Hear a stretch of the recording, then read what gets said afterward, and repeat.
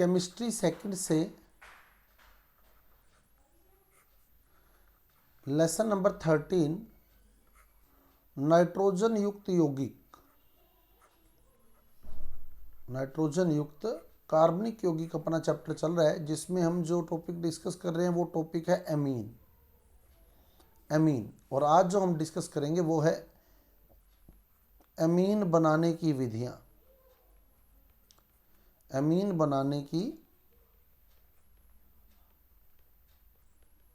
विधियां, एमीन बनाने की विधियां। तो एमीन बनाने की टोटल 6 विधियां हमारी बुक में दी हुई हैं, जिसमें एक विधि है आपकी नाइट्रो यौगिकों के अपचयन से। नाइट्रो समूह क्या होता है? नाइट्रो समूह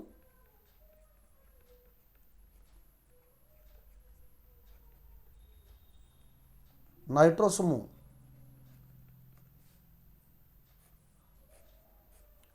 नाइट्रो समूह क्या होता है? NO2। NO2 नाइट्रो समूह होता है, नाइट्रो यौगिकों के अपचयन से। दूसरी विधि आपके पास आ जाएगी साइनाइड के अपचयन से। साइनाइड के अपचयन से बहुत ही इंपॉर्टेंट मेथड है। साइनाइड के अपचयन से बहुत ही इंपॉर्टेंट मेथड है। मेंडियस अभिक्रिया के नाम से जाना जाता है इसको, मेंडियस अभिक्रिया। मेंडियस अभिक्रिया, इसी नाम से ये पेपर में पूछा जाता है। मेंडियस अभिक्रिया की रासायनिक समीकरण लिखिए, इसी नाम से ये पेपर में आएगी आपके, साइनाइड के अपचयन से। तीसरा मेथड जो इसमें आएगा एमाइड से। एमाइड से, एमाइड में आपके 2 भाग दिए हैं, एक तो एमाइड के अपचयन से दिया है, एमाइड के अपचयन से, और एक आपके दिए हाफमान ब्रोमेमाइड अभिक्रिया। हाफमान ब्रोमेमाइड अभिक्रिया, हाफमान ब्रोमेमाइड अभिक्रिया, हाफमान ब्रोमेमाइड, ये भी बहुत इंपॉर्टेंट रिएक्शन है, हाफमान ब्रोमेमाइड। उसके बाद आपका नेक्स्ट जो 5th मेथड आ जाएगा वो आ जाएगा गैब्रिल थैलीमाइड संश्लेषण। गैब्रिल थैलीमाइड अभिक्रिया या गैब्रिल थैलीमाइड संश्लेषण, ये भी पेपर में इसी नाम से ही आती है, बहुत इंपॉर्टेंट रिएक्शन है। ये भी 3 मेथड बहुत इंपॉर्टेंट है एमीन बनाने की विधियों में। और चौथा मेथड, 6th मेथड जो है आपके पास वो आ जाएगा आपका एल्किल हैलाइड के अमोनी अपघटन से। एल्किल हैलाइड के अमोनी अपघटन से, यानी एल्किल हैलाइड की अमोनिया से अभिक्रिया करवाएंगे हम। अमोनी अपघटन का मतलब है अमोनिया से अभिक्रिया करवा के तोड़ेंगे, ठीक है। एल्किल हैलाइड के अमोनी अपघटन से मतलब एल्किल हैलाइड की क्रिया हम लोग अमोनिया से करवाएंगे, और अपघटन का मतलब तोड़ना। तो एल्किल हैलाइड की क्रिया अमोनिया से करवा के अपघटन करेंगे उसका। जल अपघटन मतलब जल का यूज करते हुए तोड़ना, अमोनिया अपघटन मतलब अमोनिया का यूज करते हुए तोड़ना। अब अपने स्टार्टिंग से चलें तो पहली विधि नाइट्रो यौगिकों के अपचयन से। नाइट्रो यौगिकों के अपचयन से एमीन बनाने की विधियां हम लोग डिस्कस कर रहे हैं। नाइट्रो समूह क्या होता है? नाइट्रो समूह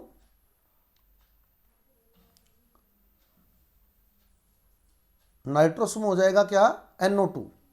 NO2 इसको ओपन करके लिखना है अपने NO2 को। नाइट्रोजन कितने बंध बनाता है बताओ? नाइट्रोजन नाइट्रोजन कितने बंध बनाता होता है? 3। नाइट्रोजन 3 बंध बनाता है ना। और ऑक्सीजन कितने बंध बनाता है?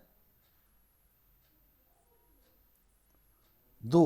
अब तो फिर कैसे जुड़ेगा देखो आप, नाइट्रोजन 3 बंध बनाता है तो N ने एक तो कार्बन के साथ जुड़ना ही जुड़ना है। इस साइड तो कार्बन लगे होंगे इसके, है ना। जैसे अपने नाइट्रो एथेन कहेगा, नाइट्रो मैथेन कहेगा, जो भी वो कहता है, तो इस साइड तो कार्बन लगेगा, यानी एक साइड तो इसके कार्बन जुड़ा हुआ है, ठीक है।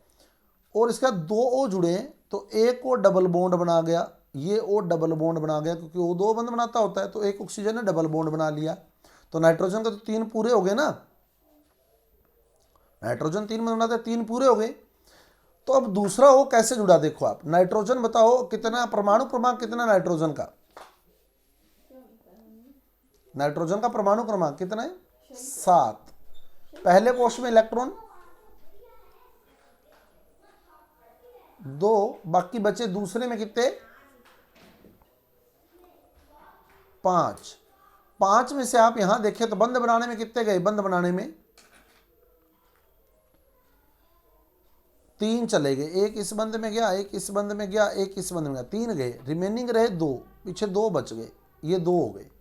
ठीक है, अब एक को ये था NO2 है तो एक को और था, और अभी अपने चैप्टर पढ़ के आए हैं उपसहसंयोजक यौगिक, है ना। तो वो बंद कैसे बनेगा, नाइट्रोजन अपने दोनों इलेक्ट्रॉन उपसहसंयोजक बंद में यूज कर लेगा और O के साथ उपसहसंयोजक बंद बनाएगा। समझ आ गई बात। स्ट्रक्चर क्लियर NO2 समूह की, है ना। तो N के साथ कैसे जुड़े हैं 2 O, एक तो डबल बॉन्ड O जुड़ा है और एक उपसहसंयोजक बंध O जुड़ा है। तो इस तरह से NO2 की स्ट्रक्चर अपने को दिखानी है। तो अब जैसे अपने को देगा वो एग्जाम में, नाइट्रोएथेन का अपचयन कीजिए, नाइट्रोएथेन, और अपचयन में भी यहाँ SN प्लस HCl अम्लीय माध्यम में अपचयन आता है, SN प्लस HCl अम्लीय माध्यम में अपचयन किया जाता है नाइट्रो यौगिकों का। तो नाइट्रोएथेन, नाइट्रो समूह हो गया NO2 और एथेन मतलब 2 कार्बन लगे हैं एथ, तो इस साइड आप 2 कार्बन जोड़ेंगे, और एन का मतलब उनमें सिंगल बॉन्ड रहेगा। अब बंद पूरे करेंगे तो CH3CH2, ये नाइट्रोएथेन का सूत्र आ जाएगा। ठीक है, अपचयन करना है अम्लीय माध्यम में यानी SN प्लस HCl के द्वारा, SN प्लस HCl के द्वारा। अब अपचयन क्या होता है बताओ, अपचयन क्या होता है। अपचयन में आपको बताया हुआ, अगर डबल बॉन्ड दिया हो तो क्या करें उसको,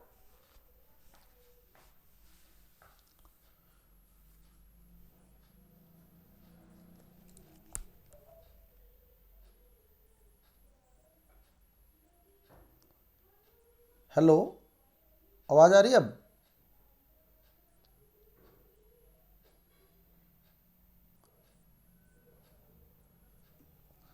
तो अपने अपचयन करने हैं नाइट्रो यौगिकों का अपचयन। नाइट्रो समूह क्या है NO2, नाइट्रो समूह NO2, इसका अपचयन करना है। तो अपचयन क्या होगा, अपचयन ऑक्सीजन का निकलना और किसका जुड़ना, हाइड्रोजन का जुड़ना, है ना। ऑक्सीजन का निकलना और हाइड्रोजन का जुड़ना, ऑक्सीजन का निकलना और हाइड्रोजन का जुड़ना, ये अपचयन होता है। तो इसमें आपको वैसे तो कहे 3 स्टेप में होता है ये अपचयन, पर अपने को इतना गहराई में जाने की जरूरत नहीं है, 3 स्टेप तक जाने की जरूरत नहीं है। आप सीधा सोचिए कि अपचयन क्या है, ऑक्सीजन का निकलना, हाइड्रोजन का जुड़ना। तो आपको यहाँ नाइट्रो में ऑक्सीजन दिख रहे हैं, इन ऑक्सीजन को निकाल दें, तो ये ऑक्सीजन निकाल दिए, तो कितने O निकाल दिए हमने 2। तो हर O के 2-2 बंद, हर O 2 बंद बनाता है ना, 2 बंद बनाता है O, तो 2-2 बॉन्ड O बना देगा, खाली हो गए वो। N के कितने बंद खाली हुए, N के 2। बस यहाँ गलती होती है अपने से, 2 क्यों खाली हुए, क्योंकि एक उपसहसंयोजक बंद था ना, वो इलेक्ट्रॉन तो N के पास वापिस आ जाएंगे। समझ आ गई बात।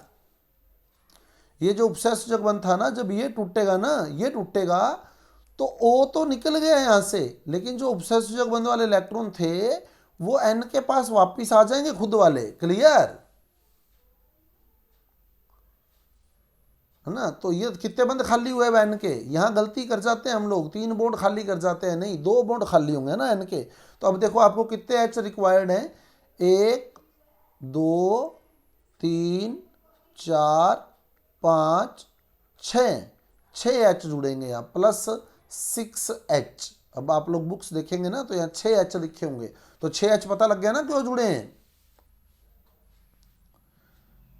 है ना। और अगर यहाँ नाइट्रोबेंजीन लेता तो यहाँ वलय लगी होती इस जगह पर, नाइट्रोबेंजीन में यहाँ वलय आ जाती, बाकी वही रिएक्शन रहती, यहाँ भी वलय लगा देते, यानी C6H5NH2 यानी एनिलीन बन जाता उस केस में, एनिलीन।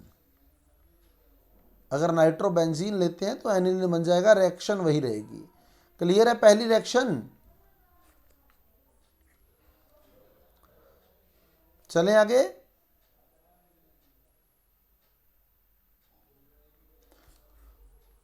तो नाइट्रो यौगिकों के अपचयन में ऑक्सीजन निकालकर हाइड्रोजन जोड़ दिए, 6 H यूज किए हमने। अम्लीय माध्यम में अपचयन होता है SN प्लस HCl या Fe प्लस HCl, जो भी लेते हैं आप लोग। तो साइनाइड के अपचयन से, साइनाइड समूह क्या होता है? साइनाइड समूह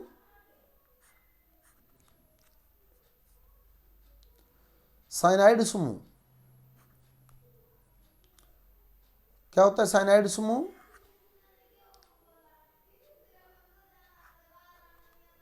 CN, ये साइनाइड समूह होता है ना। अब देखो आप Maithil cyanide, Maithil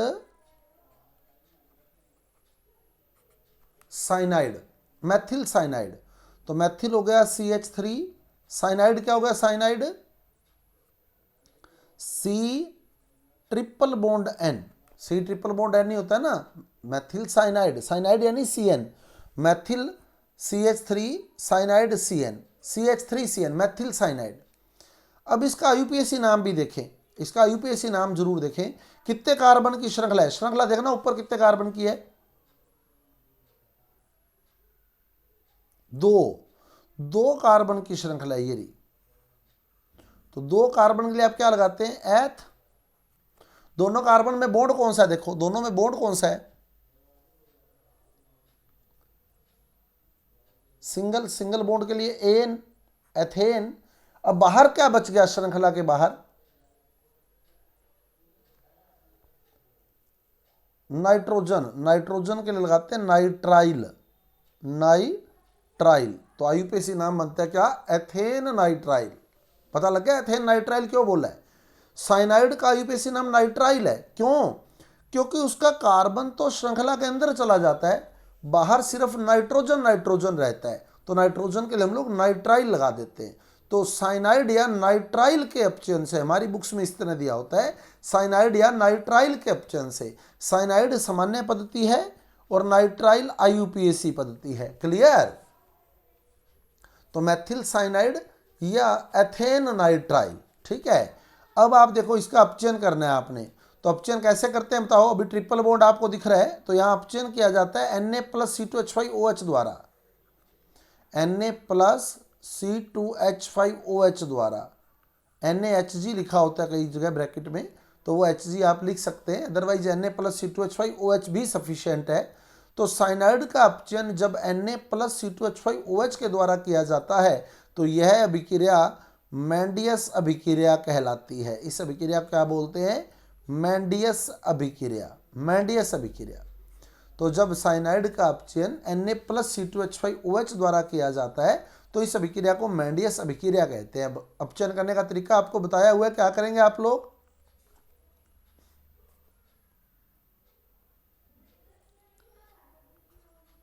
triple bond को सिंगल कर दें, तो C के कितने बॉन्ड फ्री हुए? C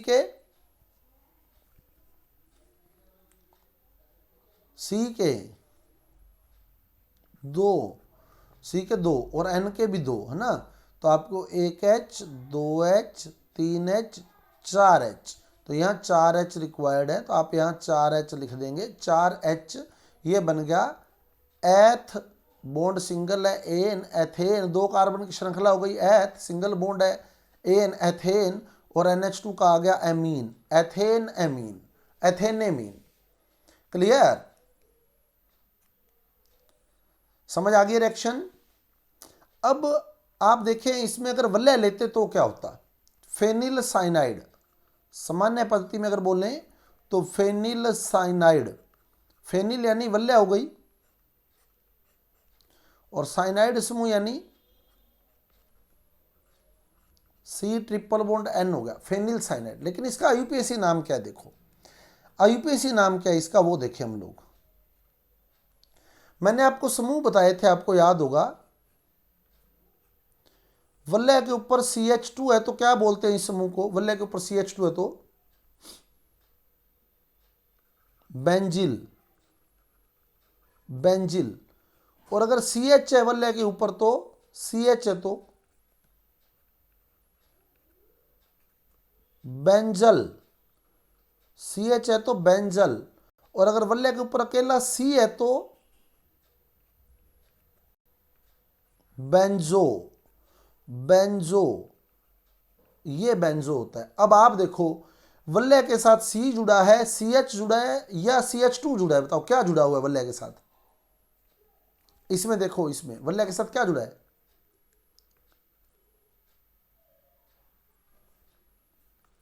वलय के साथ सी जुड़ा है ना, ये सी जुड़ा हुआ है वलय के साथ।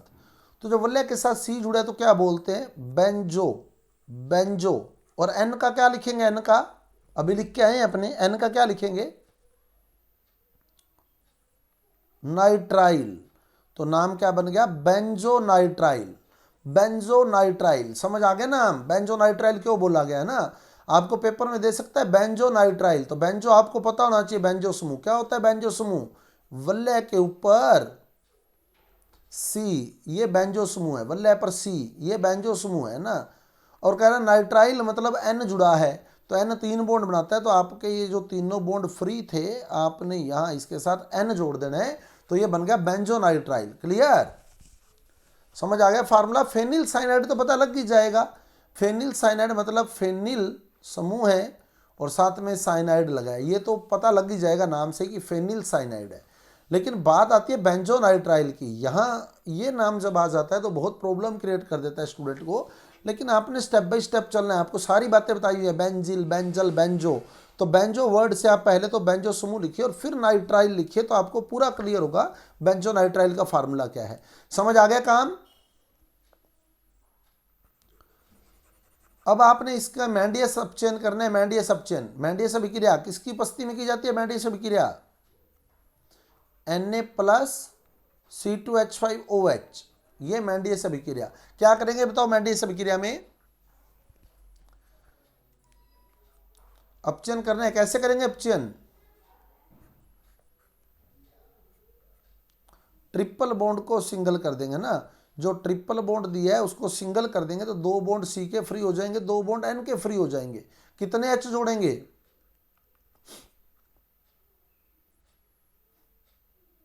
1 2 3 4, तो 4 एच आपने जोड़ दिए। तो ये था बेंजो नाइट्राइल। और बना क्या आगे देखना,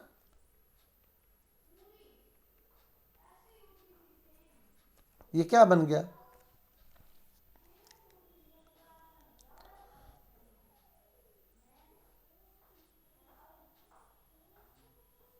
प्रयास करो नाम बोलने का, क्या बन गया ये?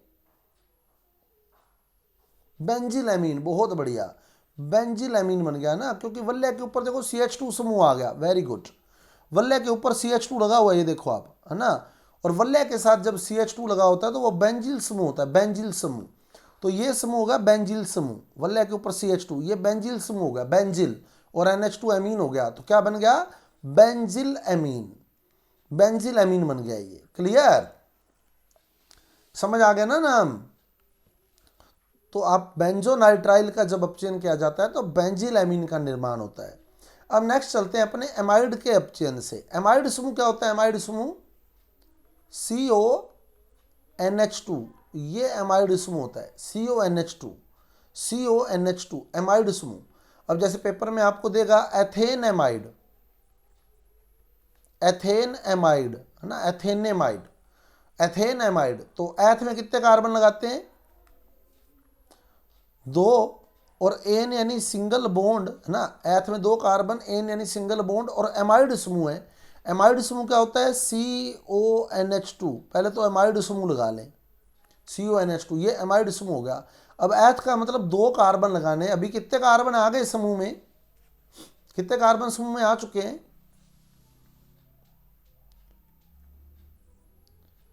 क्रिया 1 कार्बन समूह में आ चुका है, तो आपको 1 कार्बन और लगाना है। अब 2 कार्बन हो गए पूरे, तो 2 कार्बन के लिए आपने एथ लगाया, सिंगल बॉन्ड लगाया, है ना, एथ एन और एमाइड लगा दिया। अगर शुरू से चलना चाहते हैं तो ये आपके सामने है। अब इस सी के बंद पूरे करके आप सूत्र बना सकते हैं एथेनेमाइड का, CH3CONH2। अब अगर आप स्टार्टिंग से चलना चाहते हैं इसमें, तो आप देखें क्या कहता है? एथ, एथ यानी 2 कार्बन, फिर कहता है एन, एन यानी सिंगल बॉन्ड, फिर कहता है एमाइड, एमाइड समूह लगाना है। एमाइड समूह क्या होता है? CONH2। आपने इसी में से 1 कार्बन को एमाइड बना देना है, ठीक है। क्यों? क्योंकि अगर मान लो आप इसके साथ एमाइड समूह अटैच करते यहां, तो फिर तो 3 कार्बन हो जाते ना, 3 कार्बन। टोटल कार्बन गिन के देखो है ना, ये तो प्रोब बन गया 3 कार्बन के लिए। इसलिए हमने क्या करना है, एथ में ही एमाइड लगाना है। एथ में एमाइड लगाने का मतलब है कि इसको एमाइड कर देना है। आगे समझ?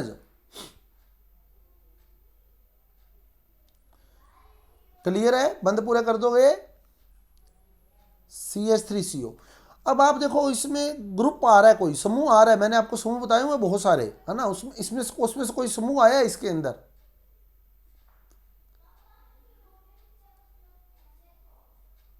दिख रहा है कोई समूह?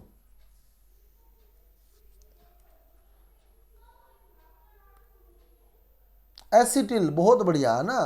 तो मैंने आपको समूह बताए थे, आपको याद होगा तो HCO फार्मिल समूह होता है। ये समूह आपको याद होने चाहिए, ठीक है ना। HCl होता है फार्मिल और CH3CO होता है एसिटिल। याद आ गया? CH3CO acetyl. तो अब देखो ये CH3CO ग्रुप वहां आ रहा है, देखो आप, ये रहा CH3CO आ गया, CH3CO ग्रुप। तो CH3CO ग्रुप क्या होता है? एसिटिल समूह होता है। तो एसिटिल का लिख दिया मैंने एसिड। एसिड, एसिड यानी एसिटिल समूह है। और क्रियात्मक समूह है CONH2। क्या होता है CONH2? एमाइड। तो एसिटिल का मैंने एसिड लिखा, और एसिड में जब मैं एमाइड जोड़ूंगा तो ये बन जाएगा एसिटेमाइड। ये एसिटेमाइड बन गया। क्लियर? पेपर में एसिटेमाइड के नाम से आता है ये जनरली। एथेनेमाइड तो लगभग स्टूडेंट लिख देते हैं ना। आपको पेपर में देगा क्या? एसिटेमाइड। फिर देख लें, एसिटेमाइड। एसिटेमाइड का अपचयन कीजिए। तो आपने क्या करना है, एसिटेमाइड का लिखना है एसिड। एसिड यानी एसिटिल समूह CH3CO। और एमाइड बनाना है तो CO के साथ NH2 लगाएं, वो एमाइड बन जाएगा। तो एसिटोएमाइड का सूत्र आ जाएगा CH3CONH2। क्लियर? CH3CONH2 है ना। एसिटेमाइड बन गया CH3CONH2। फार्मूला समझ आ गया है? नाम क्लियर है? अब इसका अपचयन करना है अपने को, ठीक है ना। अपचयन करना है। अब आप देखिए अपचयन करते हैं, अपने अपने अपने स्टेप लगाते हैं जो आपको मैंने समझाए हुए हैं। फिर आपको मैं बताऊंगा ओवरऑल कैसे लिखनी है, आपने पेपर में कैसे लिखनी है। अब CH3CONH2 ये है, इसका जो अपचयन है वो किया जाता है LiAlH4 के द्वारा। आपको एक अपचायक मैंने बताया हुआ है LiAlH4, पीछे सामान्य कार्बनिक अभिक्रिया है आपको मैंने बताई थी, तो उसमें एक अपचायक बताया था LiAlH4 है ना। और अपचयन करने का तरीका क्या होता है बताया था आपको। अपचयन कैसे करते हैं बताओ?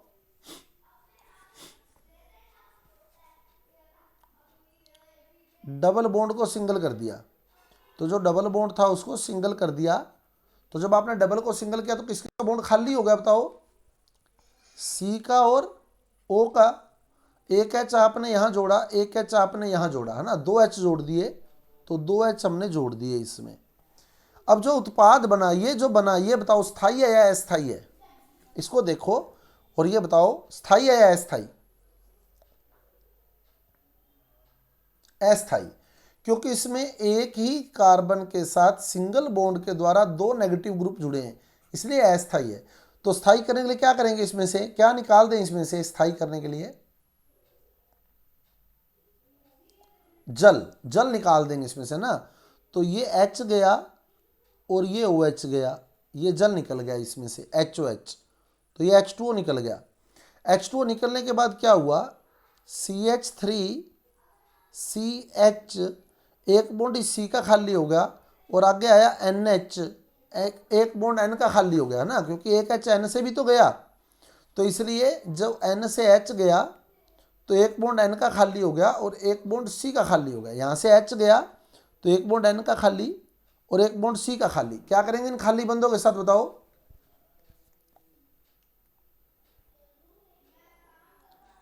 डबल बॉन्ड मत बनाए, क्योंकि आप अपचयन कर रहे हैं।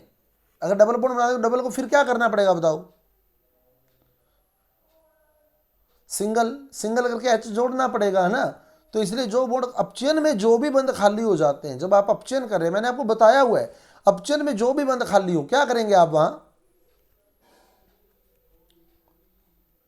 H जोड़ दें, क्योंकि अपचन हाइड्रोजन का जुड़ना है ना। आप डबल बढ़ाते डबल को फिर सिंगल करते फिर H जोड़ते, इससे बढ़िया पहले ही H जोड़ दे, जो बंद खाली हुआ वहां H जोड़ दे। कितने H जोड़े और हमने और 2 H और जोड़ दिए, तो टोटल बताओ कितने H जोड़ दिए। टोटल टोटल गिनो कितने H जोड़ दिए, 4 H। 2 H यहां जोड़े 2 H यहां जोड़े। अब हमारी बुक्स की रिएक्शन देखो ऐसे लिखी होती है CH3CONH2। अपने को किताब वाली रिएक्शन ही देनी है एग्जाम के अंदर, ये हमारी रफ कॉपी का काम है, ठीक है, ये रफ कॉपी का काम है। तो CH3CONH2 अब आपको दिख गया कि 2 H यहाँ जोड़े 2 H यहाँ जोड़े, यानी टोटल 4 H हमने जोड़ दिए, इसमें 4 H हमने जोड़ दिए, ठीक है। और अपचायक लिया था हमने LiAlH4। अब क्या बना, क्या वो देखो, CH3 सिंगल बॉन्ड क्या बना आगे, CH3 के आगे क्या आया, single bond CH2 single bond NH2, यानी एथेन एमीन प्लस क्या बना H2O। ये हमारे को एग्जाम में लिख के आनी है, पेपर में यही रिएक्शन दे के आनी है, बस समझ आ गई बात। वो रफ कॉपी का काम है, अपने सोच सोच के कर लें, है ना, कैसे करना है। फिर आपको ओवरऑल एग्जाम में ओवरऑल रिएक्शन लिखनी है आपने। तो कितने H जोड़े हमने बताओ, एमाइड में कितने H जोड़े, 4 H। अपचयन किसके द्वारा किया, LiAlH4 के द्वारा। बना क्या, CH3CH2NH2 प्लस H2O। क्लियर, समझ आ गई रिएक्शन। चलें आगे।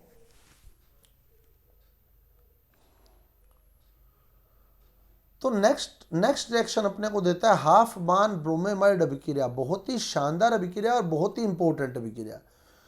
ये हाफ मान ब्रोमेमाइड अभिक्रिया जो है, अभी देखिए आप, मैं यहाँ नए पेज पर लाया हूँ इसको, क्योंकि बहुत ही आराम से हम इसको करेंगे और बहुत ही इंपॉर्टेंट रिएक्शन है ये, हाफ मान ब्रोमेमाइड अभिक्रिया।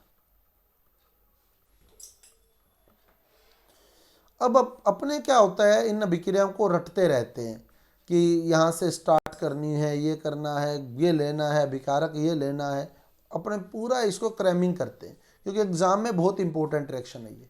लेकिन आप अगर इसका नाम देखें ना, तो इसके नाम में ही पता लग जाएगा आपको ये अभिक्रिया कहाँ से स्टार्ट करनी है। और एक बार स्टार्ट हो गई तो मतलब काम आपका कंप्लीट हो गया। अब देखो ये नाम लिखा है इसमें, देखो क्या लिखा है इसने, बताना क्या लिखा है ये, ब्रोमेमाइड। ब्रोमेमाइड, तो ब्रोमेमाइड के अगर मैं टुकड़े करूं तो ब्रोम प्लस एमाइड, यानी यहां से आपकी अभिक्रिया स्टार्ट होगी। एक तो आपने ब्रोमीन लेना है और उसकी क्रिया करवानी है किसके साथ, एमाइड के साथ। मिल गया हिंट आपको, है ना, अभिकारक का हिंट मिल गया। ब्रोमेमाइड, ब्रोमेमाइड में ब्रोम प्लस एमाइड है। ब्रोम प्लस एमाइड का मतलब ब्रोमीन की क्रिया एमाइड से करवानी है। क्लियर, हिंट आ गया हमारे पास ना। Bromamide, bromine plus amide. Amide समूह क्या होता है बताओ, एमाइड समूह, एमाइड समूह अभी बताया आपको। एमाइड समूह क्या होता है, CONH2।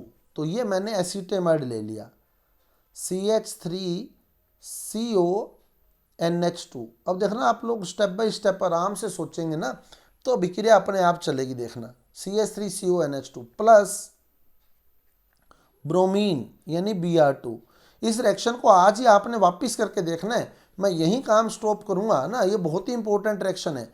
इस रिएक्शन को आपने आज अपने आप वापिस करके देखना है कि होती है या नहीं होती है, और होगी 100%।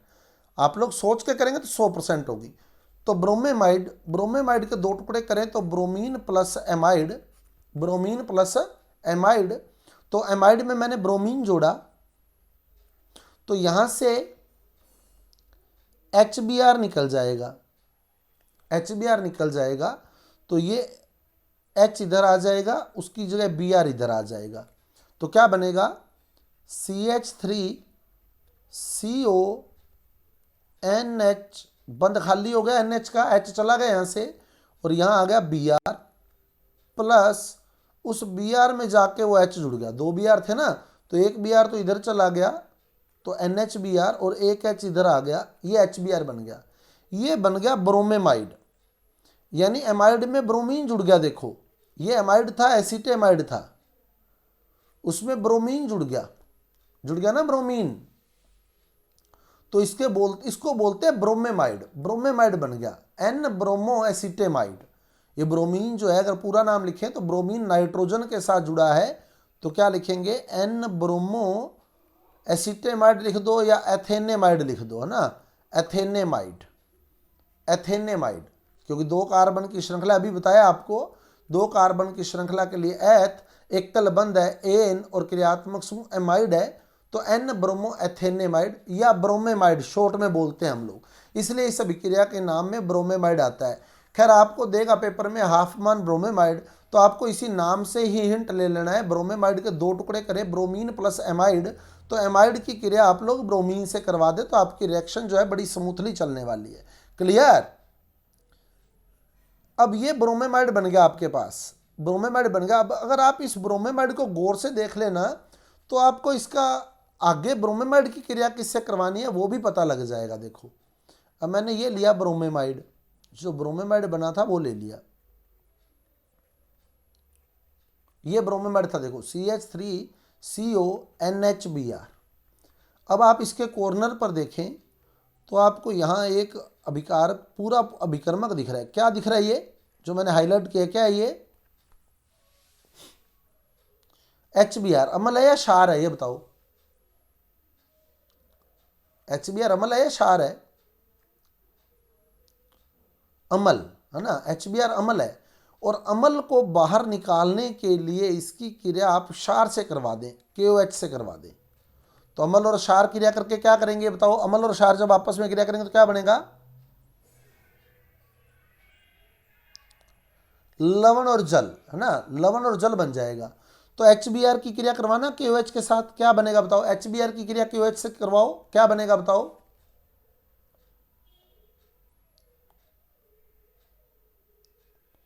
HBr जब KOH से क्रिया करेगा तो अपने आप पता लग जाना चाहिए हमारे को, क्या बनेगा, KBr प्लस HOH, है ना, KBr प्लस HOH, लवण प्लस जल बनेगा, तो KBr प्लस HOH बन गया। अब HBr तो चला गया, HBr तो KOH से क्रिया कर गया, पीछे बच क्या गया बताओ, HBr निकालने के बाद क्या बच गया आपके पास, HBr निकाल दो, CH3CON। अब इसका हिसाब किताब लगाना है अपने को, CH3CON का। N बताओ कितने नंबर पे आता है आवर्त सारणी में, N 7 पे। बाह्य कोश में कितने इलेक्ट्रॉन है N के, बाह्य कोश में इलेक्ट्रॉन 5, N के बाह्य कोश में 5 इलेक्ट्रॉन है। अभी बंध बनाने में कितने गए बताओ, बंध बनाने में 1, तो 4 फ्री पड़े हैं, 4 फ्री पड़े हैं। यानी ये CH3CON जो बना है, इसको अगर आप देख रहे हैं गौर से, तो ये बताओ ये स्थायी है या अस्थायी है, ये बताओ, क्या N के बंध पूरे हैं क्या, ये बताओ, नहीं है, है ना, N के बंध पूरे नहीं है, इसलिए इसका पुनर्विन्यास हो जाता है, रीअरेंजमेंट हो जाता है, पुनर्विन्यास होता है, रीअरेंजमेंट होता है, और N अपना स्थान छोड़कर यहां आ जाएगा इस पोजीशन पर, ताकि N के 3 बंध पूरे हो सके। कैसे होंगे 3 बंध पूरे, देखो जब वो N यहां आएगा, इस जगह आएगा N, इस जगह पर रीअरेंजमेंट होगा, तो बताओ इस जगह पर आते N के कितने बंध बन गए, एक इसके साथ बन गया, एक इसके साथ बन गया, 2 बन गए ना, नए बन जाएंगे, 2 बंध नए, है ना, और एक इसने ऑलरेडी बना रखा है इसके साथ, तो 3 हो जाएंगे ना पूरे, 3 पूरे हो जाएंगे, है ना। चेक करके देखते हैं अपने, देखो तो N का रीअरेंजमेंट होगा, पुनर्विन्यास होगा। इस यौगिक का पुनर्विन्यास क्यों हुआ, क्योंकि ये यौगिक जो है N षष्टक युक्त है, N के पास 6 इलेक्ट्रॉन है, एक इस बंध में C का भी है। अब आप N के सारे गिन के देखो, 1 2 3 4 5 और एक 6 ही हुए, तो ये 6 इलेक्ट्रॉन रखता है, षष्टक युक्त है, जबकि हम पढ़ते हैं कि अष्टक युक्त यौगिक स्थायी होते हैं, इसलिए एन का रीअरेंजमेंट होता है, पुनर्विन्यास होता है, और ये एन जो है इस पोजीशन पर आ जाएगा। तो जब एन इस पोजीशन पर आएगा तो देखो क्या होगा, CH3 ये वाला बॉन्ड टूट गया, सी के आगे डबल बॉन्ड ओ लगा है, ये वाला डबल बॉन्ड ओ जुड़ा हुआ है सी के साथ डबल बॉन्ड ओ जुड़ा हुआ है, क्लियर। और ये सी के साथ एक एन भी जुड़ा है, और वो एन जो है वो इस पोजीशन पर आएगा यहाँ। तो जब एन इस पोजीशन पर आएगा तो एन यहाँ आ गया, देखो आ गया एन यहाँ, क्लियर।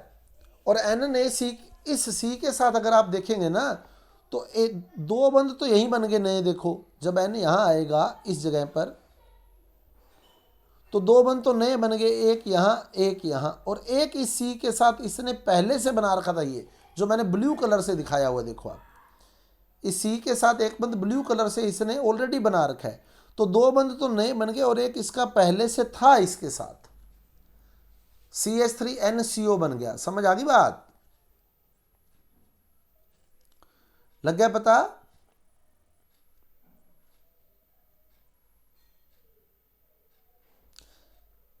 यौगिक समझ आ गए, चलें आगे। ये बन गया CH3 यानी मैथिल, और NCO को बोलते हैं isocyanate, Maithil isocyanate, MIC, Maithil isocyanate. Bhopal gas के नाम से जाना जाता है, इसको पता होगा आपको कि भोपाल में गैस लीक होने से एक भयंकर त्रासदी हुई थी, ठीक है, बहुत से लोग मरे थे उसमें, वो यही गैस थी मैथिल आइसोसाइनेट, भोपाल गैस के नाम से जानी जाती है मैथिल आइसोसाइनेट। खैर अपने को मैथिल आइसोसाइनेट ही लिखना है, भोपाल गैस नहीं लिखना है वहाँ। तो ये एमाइड की क्रिया ब्रोमीन से करवाई। एक बार वापस सारे स्टेप देखते हैं, फिर अपने आगे और चलेंगे इसमें। तो सबसे पहले अपने पास था, रिएक्शन का नाम देखोगे आप गौर से, हाफ मान ब्रोमेमाइड। तो आपको हिंट मिल रहा है, क्या हिंट मिल रहा है अभिक्रिया में, इस नाम को देखोगे तो आपको दिख रहा है कि ब्रोमीन की क्रिया एमाइड से करवानी है ना। तो एमाइड क्या होता है, CH3CONH2 प्लस ब्रोमेमाइड, यानी एमाइड की क्रिया ब्रोमीन से, Br यहाँ आ जाएगा, H यहाँ आ जाएगा, तो ये बन गया CH3CONH, और उस H की जगह कौन आ गया, Br, और वो H इस साइड आ गया, Br के साथ जुड़ गया। तो ये जो CH3CONHBr बना, अब यहाँ आकर फिर हमने थोड़ा सा सोचना है, अभिक्रिया देखना अपने आप चलेगी स्मूथली। तो यहाँ आकर अगर आप देख रहे हैं तो आपको यहाँ HBr दिख रहा है, HBr। तो HBr अम्ल है, अम्ल को बाहर निकालने के लिए किसका यूज करें बताओ, अम्ल को अगर बाहर निकालना है तो क्या लें, क्षार KOH ले लें।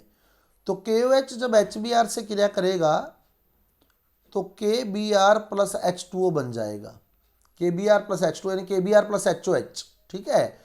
और जो बचा उसको H लिख ले, क्या बच गया, CH3CON। अब N के आप अगर इलेक्ट्रॉन लगाएं तो 4 इलेक्ट्रॉन N के फ्री रहते हैं। ये जो उत्पाद बना ये आपको अस्थाई उत्पाद दिख रहा है, अस्थाई है। अब ये स्थाई कैसे हुआ, CH3CON स्थाई कैसे हुआ, पुनर्विन्यास हो गया, इसका रीअरेंजमेंट हो गया, इस यौगिक का पुनर्विन्यास में क्या होगा, ये वाला जो N है अपनी पोजीशन छोड़कर यहां आ जाएगा इस जगह पर। तो क्या बनेगा, CH3 single bond N single bond C। जब ये यहां आया तो इसने इस CH3 के साथ एक बंध बनाया, इस C के साथ भी एक बंध बनाया, और एक इस C के साथ इसका पहले से बना हुआ था, ये वाला एक इसका पहले से बना हुआ था ना, तो पहले से बना हुआ था तो वो और लगा दे जो पहले से बना हुआ था। और इस C के साथ आप देखेंगे तो डबल बॉन्ड O भी जुड़ा है, ये बन गया मैथिल आइसोसाइनेट, समझ आ गई है यहां तक। अब मैथिल आइसोसाइनेट जब क्रिया करता है क्षार से, मैथिल आइसोसाइनेट, क्योंकि आपने KOH लिया है, एक्चुअल में पहले इसका जल अपघटन होता है, लेकिन हमारी बुक्स में सीधा ही क्षार दिए हुए हैं तो अपने स्टेप नहीं लगाते। अगर डायरेक्ट क्षार सोचें कि क्षार से जब ये क्रिया करेगा, और अगर आप स्टेप लगाना चाहते हैं, अगर आप स्टेप लगाना चाहते हैं तो आप यहाँ स्टेप भी लगा सकते हैं। ठीक है, मैं स्टेप लगा के बताता हूँ आपको, और डायरेक्टली भी देखें आप लोग, डायरेक्ट भी बता दूंगा, स्टेप लगा के बताता हूँ। तो CH3NCO जो बना है ना, पहले इसके स्टेप देखें, इसको हम लोग स्टेप से देखते हैं कि ये कैसे टूटेगा। CH3NCO, इसका जल अपघटन होता है क्षार के द्वारा, क्षारीय जल अपघटन करते हैं इसका। तो पहले जल अपघटन करवाते हैं अपने CH3NCO, CH3NCO। आपको ध्यान होगा तो एल्किल हैलाइड में अपने एक बात पढ़ी थी कि कार्बन नाइट्रोजन बंध दुर्बल होता है। जहाँ आपने पढ़ा था जो एल्किल हैलाइड है वो KCN से क्रिया करके मुख्य उत्पाद साइनाइड देते हैं, वहां आपने पढ़ा था कार्बन नाइट्रोजन बंध दुर्बल होता है। ध्यान आ रहा है?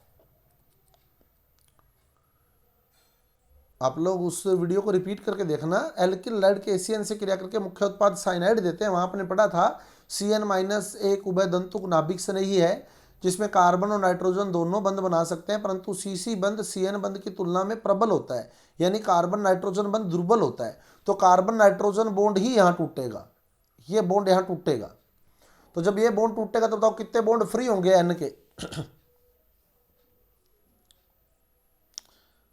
कितने बॉन्ड फ्री हुए N के? तो, और आप जल अपघटन करवा रहे हैं ना, जल अपघटन करवा रहे हैं, तो आप जल को ऐसे तोड़ें HOH, क्योंकि आप देखो वापिस H इधर क्यों रखा, क्योंकि C और N में बताओ माइनस कौन होगा? C और N में माइनस कौन सा होगा? C और N में माइनस, N माइनस होगा ना, तो माइनस वाली साइड जल का प्लस रखेंगे HOH, और दो बॉन्ड तोड़े हैं तो HOH। क्लियर?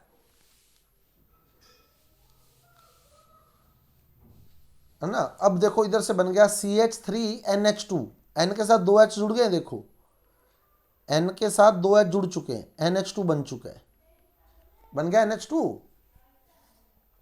यहां से देखो ये बन गया CH3NH2, बन गया ना। प्लस क्या बना? प्लस में देखो क्या बना, C double bond OH OH H2CO3, H2CO3, इसको गौर से देखोगे तो H2CO3 कार्बोनिक अम्ल बन गया, ये H2CO3 कार्बोनिक अम्ल बन गया, H2CO3 कार्बोनिक अम्ल। वैसे तो ये अस्थायी होता है, पर इतना सोचने की जरूरत नहीं है आप, क्योंकि ये अम्ल बना है और हम लोग क्षारीय जल अपघटन करवा रहे हैं, हम लोग क्षार भी ले रहे हैं, KOH भी ले रहे हैं, तो ये जो अम्ल बना है ये क्षार उससे क्रिया कर जाएगा, है ना, KOH इससे क्रिया कर जाएगा। तो जब आप H2CO3 को देखें, जब आप इसकी क्रिया KOH से करवाएंगे तो क्या बनेगा बताओ? H2CO3 KOH से जब क्रिया कर कितने H देगा बताओ? ये H कितने देगा?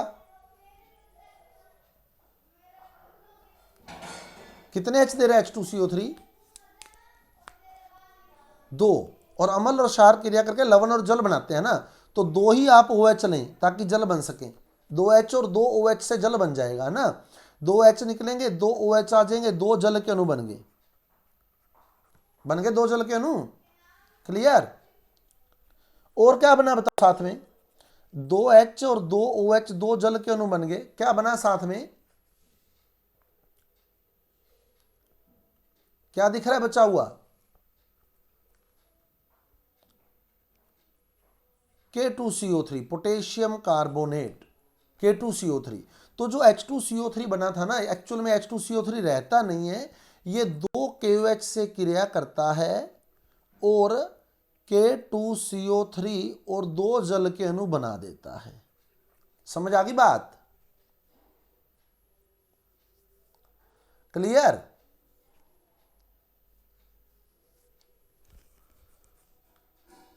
अब देखो हुआ क्या, अब आपने 2 जल के अणु यूज किए थे, देखो आप 2 जल के अणु यूज किए थे, एक यहां और एक यहां, और 2 जल के अणु वापिस मिल गया आपको, तो जल से जल कट जाएगा। 2 जल के अणु यूज किए, 2 जल के अणु आपको वापस मिल गए, तो जल से जल कट गया।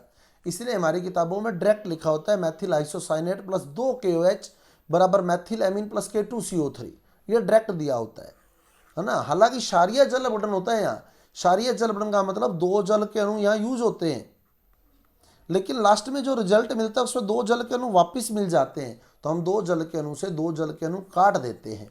इसलिए हमारी बुक्स में डायरेक्ट रिएक्शन लिखी होती है CH3NCO प्लस 2 KOH बराबर CH3NH2 प्लस K2CO3। तो यहां हम क्या करेंगे, कितने KOH लिए थे बताओ, कितने KOH लिए थे, 2। तो अपने इसको अब डायरेक्ट लिख रहे हैं ना, जैसे हमारी किताबों में दिया होता है। तो मैंने ये 2 KOH लिख दिए, हो गए 2 KOH। और यहां से हमने क्या करना है, यहां से हम K2CO3 बाहर निकाल देंगे, ये रहा, देखो K2CO3 निकल गया ना, K2CO3 डायरेक्ट निकल गया। हालांकि ये डायरेक्ट निकलता नहीं है, निकलता ये उसी तरीके से है, पर वो पता लग गया ना 2 जल के अणु से 2 जल के अणु कट गए, क्लियर। तो K2CO3 हम सीधा सोच लें ना, डायरेक्ट K2CO3 सोच लें कि K2CO3 निकल गया है, तो पीछे बचा क्या देखो, CH3 सिंगल बॉन्ड N, और N के कितने बॉन्ड खाली हुए बताओ, N के कितने बॉन्ड खाली हुए, यहां से 2, और आगे H जुड़ गया, H, ये बन गया मैथिल एमीन।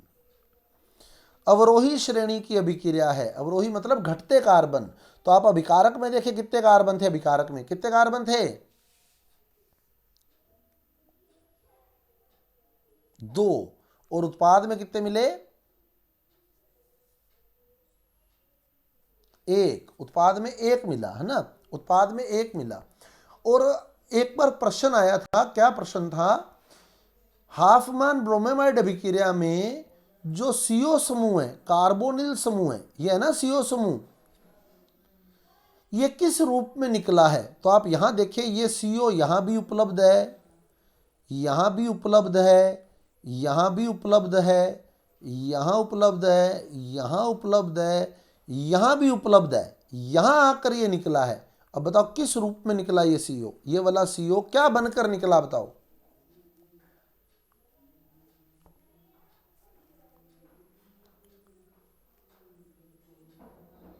K2CO3 बनकर निकला। देखो बहुत ही बढ़िया क्वेश्चन था ये। हाफमान ब्रोमेमाइड अभिक्रिया में CO समूह का निष्कासन कार्बोनिल समूह का निष्कासन किस रूप में होता है, तो पोटेशियम कार्बोनेट के रूप में होता है। बने ना ये पोटेशियम कार्बोनेट, समझ आ गई बात।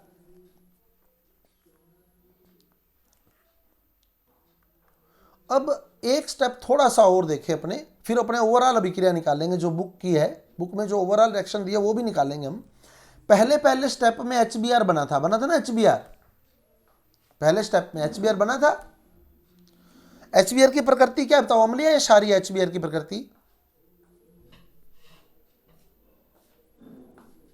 अम्लीय है। तो जब हम अभिक्रिया के बीच में क्षार ले रहे हैं, है ना, क्षार डाल रहे हैं हम उस पात्र के अंदर, तो क्या वो अम्ल को छोड़ेगा क्या, इस अम्ल को, या उससे क्रिया कर जाएगा, ये बताओ। जब हम क्षार मिलाएंगे बीच में, तो क्या ये अम्ल ही बचा रहेगा क्या,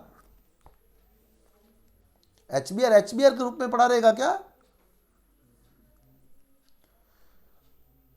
HBr जो है, जो HBr पहले स्टेप में बना था वो भी क्षार से क्रिया कर जाता है।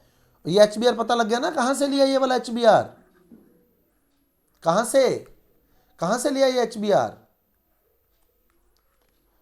ये पहले स्टेप वाला HBr लिया है जो बना था, ये भी क्षार से क्रिया कर जाएगा और क्या बना देगा बताओ, KBr plus H2O, KBr plus H2O। अब आप रिजल्ट निकालें इसका, अब आप ओवरऑल इक्वेशन देखें क्या बनेगी। क्या लिया आपने, एमाइड लिया CH3CONH2, कितने ब्रोमीन जोड़े देखो इस अभिक्रिया में, ब्रोमीन कितने जोड़े हैं देखो, समीकरण देखो, ब्रोमीन कितने जोड़े बताओ, समीकरण देखो। Br2 कितने लिए, Br2 स्टार्टिंग में एक ही लिया सिर्फ ये वाला, सही है, एक ही Br2 लिया है ना, प्लस Br2 प्लस और क्या लिया आपने KOH। KOH गिनना कितने यूज कर लिए, KOH गिनो, KOH गिनो कितने यूज कर लिए। वापिस देखो, चार KOH यूज हो गया ना, एक यहां, दो यहां और एक यहां, है ना, 4 KOH आ गए प्लस 4 KOH। अब रिजल्ट क्या मिला आपको, देखो ये बना था, ये कट गया, यहां यूज हो गया, ये बना, ये यहां यूज हो गया, ये बना, ये यहां यूज हो गया, और ये बना था HBr, ये हमने यहां यूज कर लिया तो ये भी यूज हो गया, ये भी कट गया। तो क्या मिला आपको, CH3NH2 मिला एक, तो मैथिलएमीन प्लस क्या मिला, और एक KBr ये मिला, एक KBr ये मिला, तो कितने KBr मिल गए, 2 KBr मिल गए, प्लस K2CO3 मिल गया, प्लस एक H2O यहां मिला, एक H2O यहां मिला, 2 H2O मिल गए, प्लस 2 H2O। ये आपकी ओवरऑल इक्वेशन आ गई है आपकी बुक में जो दी हुई है। समझ आ गई विक्रिया।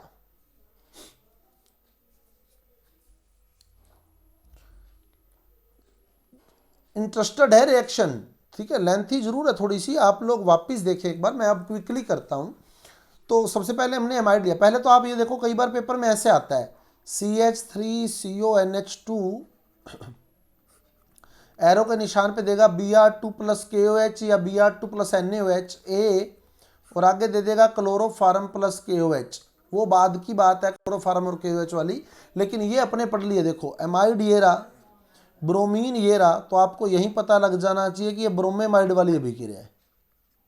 पता लग जाएगा कि ये ब्रोमेमाइड वाली अभिक्रिया है, क्योंकि एमाइड और ब्रोमीन ले रहे हैं। क्लियर, समझ आ गई बात, हिंट मिल गया ना ब्रोमेमाइड का, है ना। अब आपसे ए पूछा गया कि ए क्या है, तो आपको कुछ नहीं सोचना, आप इतनी बात ध्यान रखना, मैंने आपको अभी बताया है कि ब्रोमेमाइड अभिक्रिया में CO समूह निकलता है, बस CO समूह निकलता है, तो ए आपको तुरंत पता लग जाएगा। इस CO को निकाल दो, आप इस CO को निकाल दो, बस क्या बचा, देखो CH3NH2 ए मिल गया आपको, देखो ए तुरंत मिल गया, मैथिलएमीन है ए, ठीक है। डायरेक्ट लिखना होता है, अगर ऐसी विक्रिया आती है ना, ए और बी को पहचानिए, तो आपको डायरेक्ट ए लिखना होता है, फिर इतना बड़ा करने की जरूरत नहीं रहेगी आपको। तो ब्रोमेमाइड अभिक्रिया में ध्यान रखना कि CO समूह निकलता होता है ना, आपको मैंने अभी पूरा प्रश्न समझाया है कि CO समूह उसमें निकला है, तो आपको क्या करना है, तुरंत CO निकाल के बस बाकी लिख देना है। समझ गए,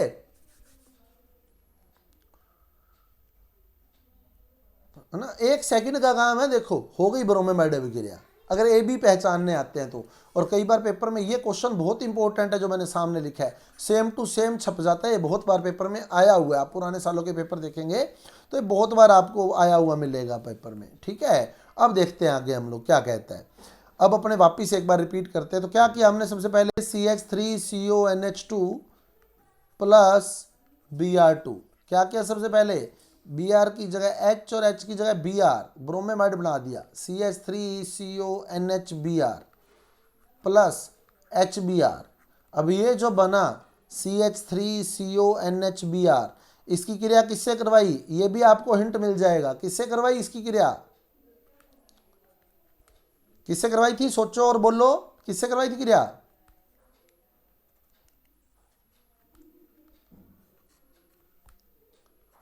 KOH से। KOH से हिंट कैसे मिला, इसके कोने पे HBr पड़ा है ना, तो HBr अम्ल है, अम्ल क्षार से क्रिया करके लवण और जल बना के बाहर हो जाएगा, पीछे बचा क्या, CH3CON, ये बचा। अब अगर N के इलेक्ट्रॉन गिने तो 6 ही हुए, 4 तो फ्री पड़े, एक इस बंद में, एक इस बंद में C का भी आ गया, 6 हो गए। स्थाई है क्या ये जो बना है, ये अस्थाई है, फिर ये स्थाई कैसे हुआ, पुनर्विन्यास करवाएंगे, कहां ले जाएंगे इस N को स्थाई करने के लिए,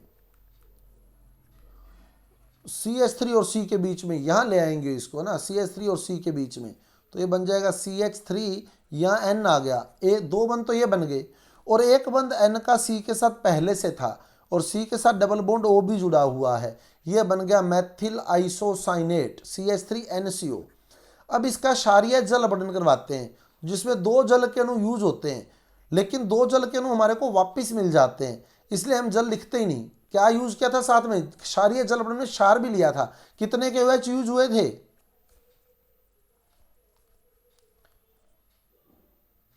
कितने KOH यूज हुए थे? 2। तो 2 KOH लिखेंगे, है ना। और यहां से K2CO3 बाहर हो जाएगा, K2CO3 बाहर हो जाएगा, तो ये बन जाएगा CH3 single bond N, N के 2 बॉन्ड खाली हुए, एक H ये वाला और एक H ये वाला इनके साथ जुड़ जाएंगे और मैथिलएमीन का निर्माण हो जाएगा और साथ में बनेगा K2CO3। K2CO3, और क्योंकि हम इस अभिक्रिया में क्षार ले रहे हैं इसलिए पहले स्टेप में जो HBr बना था वो भी HBr नहीं रहेगा, वो भी किससे क्रिया कर जाएगा? क्षार से। और क्या बना देगा? KOH से क्रिया करके KBr प्लस H2O बना देगा। फिर आप रिजल्ट निकालें, ठीक है। और फिर जब आप रिजल्ट निकालेंगे तो आपको रिजल्ट मिलेगा, एमाइड की क्रिया आपने ब्रोमीन से करवाई,